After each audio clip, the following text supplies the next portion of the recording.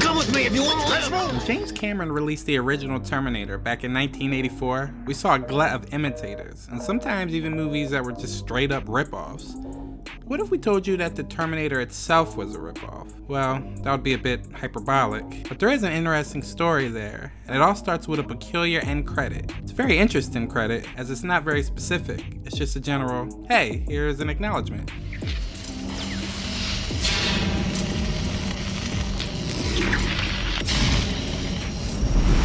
We all know how the movie goes. A human soldier is sent from 2029 to 1984 to stop an almost indestructible cyborg sent from the same year, which has been programmed to execute a young woman whose unborn son is the key to humanity's future salvation.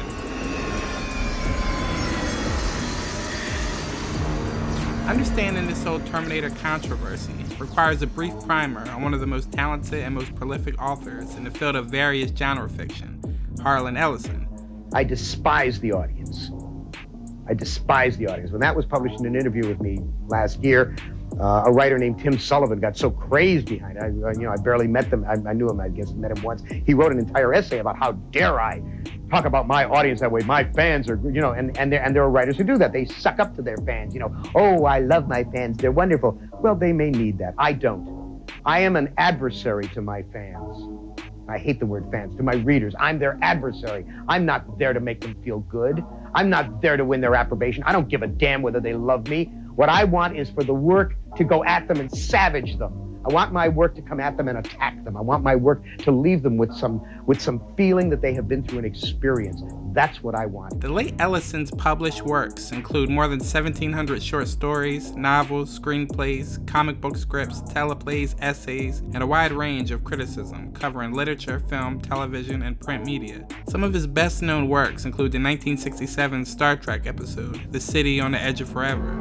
Time has resumed its shape. All is as it was before. His A Boy and His Dog cycle, and his short stories, I Have No Mouth and I Must Scream, and Repent, Harley Quinn, said the TikTok man. Ellison won numerous awards, including multiple Hugos, Nebulas, and Edgars. And yet, for all of his talent and accolades, Ellison is arguably equally well known for his litigious trigger finger.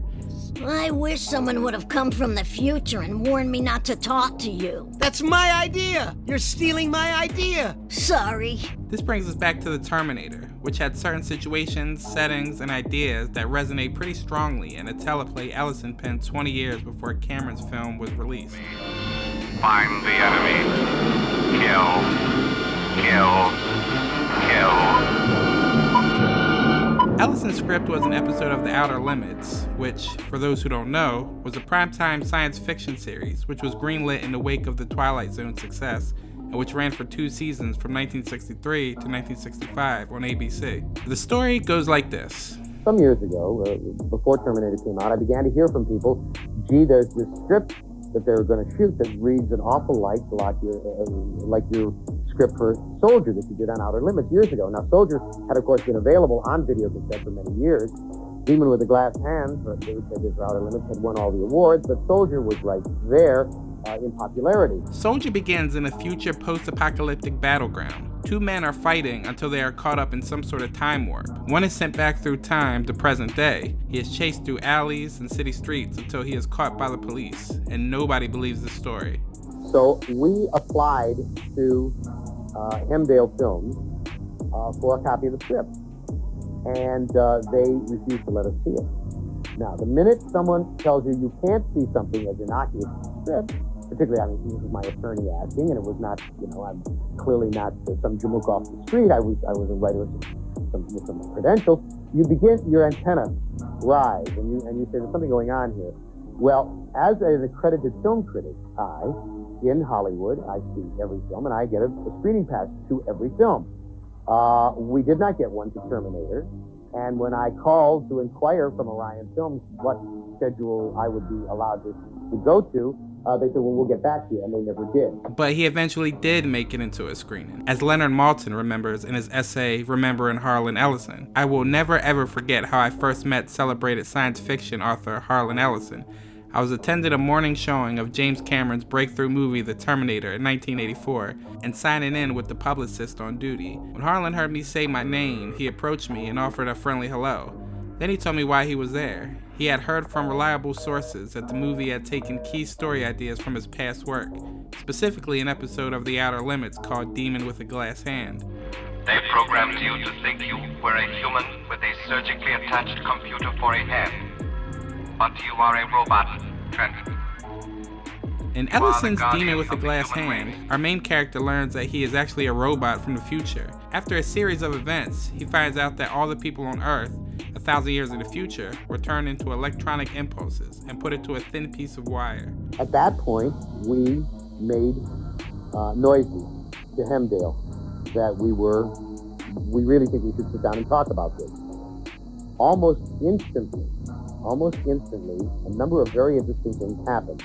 The first thing that happened was that the editors of Starlog magazine called me and said, we're getting a lot of heat all of a sudden from James Cameron and Gail Ann Hurd. And I said, on what grounds? Well, what had happened was they had interviewed Cameron prior to the film's release. And Cameron had been his usual, I've never met the man, but I gather that he has an ego that makes mine look minuscule by comparison. And that in the course of his interview, someone had said to him, where did you get the basic conception for Terminator? And his response was, oh, I ripped off a couple of Outer Limits segments. This sentiment was apparently repeated when a friend of Ellison's, writer Tracy Torme, visited the set of the film, and Cameron said that he'd ripped off a few of Ellison's short stories to make the script for The Terminator. Well, he had been on the set as they were shooting, and he was talking to Cameron, and he said, where'd you get the idea for this? And Cameron said to him, oh, I ripped off a couple of Ellison's short stories and a couple of Ellison's Outer Limits segments. I mean, he used my name. So we went to, at this point, we went to Hemdale and Orion, and we said, I'm afraid we got him with the smoking gun. Now, do you want to do something about this, or do you want us to whip your ass in open court? I mean, perfectly happy to do it either way. Well, they settled. And they settled with a substantial amount of money, not the kind of money I would have gotten had I gone to court. It was $65,000 or $75,000, $65,500 or $75,500, something like that, with an additional $5,000 to be paid to me after a period of time that was stipulated in the contract agreement if I did not speak of any of this. It's hard to deny that this whole dust-up is strangely compelling.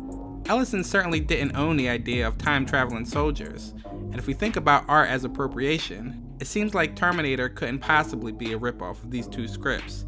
Even by Ellison's own admission, the problem wasn't the intellectual property, but rather the hubris. The other part of the contract agreement, which was very important, was that every copy of the film thereafter, whether on video cassette or laser disc, on cable TV or commercial TV, would say the producers wish to acknowledge the work of Harlan Ellison.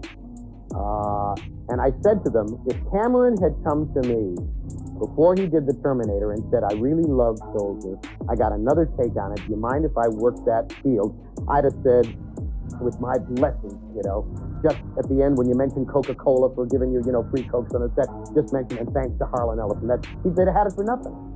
And anyone can have it for nothing. Any of my work for nothing if they ask me and they say, I got a great idea here, I'd really like to take off from this, do you mind if I work? If they acknowledge that that's where it came from, I don't want a dime of their money, I don't want a dime of their credit, all I want is equal time for creators. Whether this sentiment was true or not isn't super relevant, because we can't visit that alternate dimension. But it does give one pause on all sides of the issue. Say you've written a soon-to-be classic short story. You're super excited as it gets published somewhere notable, and then 20 years later, J.J. Abrams is making a big-budget movie which contains an opening scene very similar to your short story.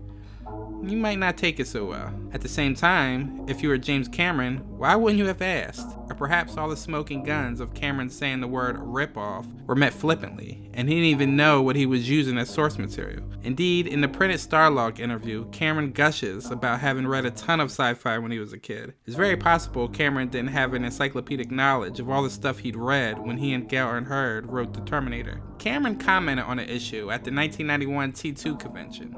Quote, "For legal reasons, I'm not supposed to comment on that. But it was a real bum deal. I had nothing to do with it, and I disagree with it." In the 2009 book, The Futurist, Cameron vented some more on the issue. The director found Ellison's accusations of Terminator ripping him off to be baseless and opportunistic, and he wanted to fight the suit. Unfortunately, the studio didn't, deciding to settle things with Ellison out of court. They told Cameron that if he fought Ellison and lost, he'd be responsible for any monetary judgment. Not yet being a superstar director at that point, Cameron couldn't afford to take that chance, and begrudgingly allowed the settlement to happen. The studio paid Ellison some cash, and put the now infamous acknowledgement to the author on future prints of The Terminator. So, for a moment, let's get into some of the actual sustainable similarities between Soldier and the Terminator, broken down item by item. Number 1. Both the Terminator and Soldier open with exposition describing a future full of warfare. Number 2. Both stories have characters travel in time through a circular visual effect. Number 3. Finally, both stories have the protagonist from the hellish future arrive in present day in an alley. And that's really all there is to it. In Soldier, the time traveler is sent back through an accident, and he spends the first part of the story in a mental hospital, and the later half living in the residence of a doctor who's trying to help him assimilate into a more peaceful world. Of course, Kyle Reese in The Terminator was sent back intentionally, and then identifies the woman he's supposed to protect from a cyborg. Similarities to the imagery and setup of The Terminator aside, Soldier is ultimately more of an anti-war screed, concerned with the idea of whether or not humanity can be bred out of a human, and if it can, whether it can be reintroduced. Funnily enough, these themes make its closest spiritual successor Adam Wingard's The Guest, a film that's been called a thinly veiled Terminator reboot. That movie is great, by the way. You should check it out if you haven't already. Yeah, if you brought money for all of them, I'll cut you a deal. You can take them all off my hands. No, I'm going to kill you. The same thing goes for Demon with a Glass Hand. Other than a robot going back in time, there's no direct similarity to the Terminator. All in all, it's clear that Cameron took the entire Outer Limits and Twilight Zone vibe and all the B-grade movies that had a touch of, well, something, and made it into the Terminator. The 2 Harlan Ellison episodes serve as a reminder of how many ideas are floating around in the universe, and that they often boil down to how the characters try to make a connection with others. And needless to say, the Terminator more than stands on its own 2 feet as a story and as a classic movie.